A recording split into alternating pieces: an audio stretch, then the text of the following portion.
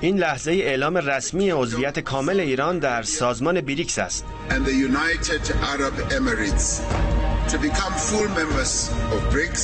حالا نام ایران در کنار سایر قدرت‌های نوظهور جهان مثل هند، آفریقای جنوبی، برزیل، روسیه و چین قرار گرفته. 5 کشور مؤسس گروه بریکس را با رشد پرشتاب و فراگیر اقتصادی توصیف می‌کنند. بریکس نمایانگر حدود 40% از جمعیت جهان است و نیمی از نیروی کار دنیا در کشورهای عضو بریکس قرار دارند. بریکس نگران آینده است و به دنبال راه حلی است که دیگه کشور غربی نتونن مانع رشد اقتصادی اینها بشه و این برای ایران کاملا حیاتیه، چرا که نظام بانکی ما رو تحریم کردن. آمریکا تلاش میکنن که تا اونجایی که بشه ما رو محدود بکنن.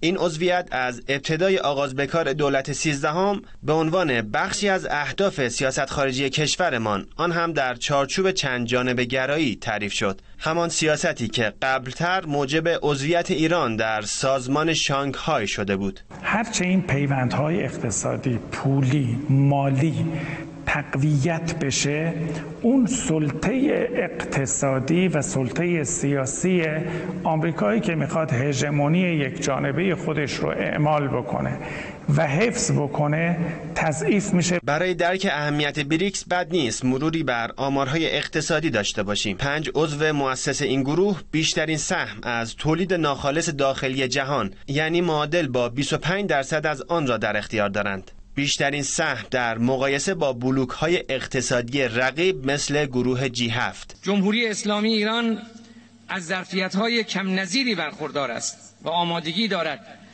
در هر 3 حوزه اصلی فعالیت‌های بریکس، یعنی حوزه‌های سیاسی، امنیتی، اقتصادی، مالی و اجتماعی مشارکت نماید.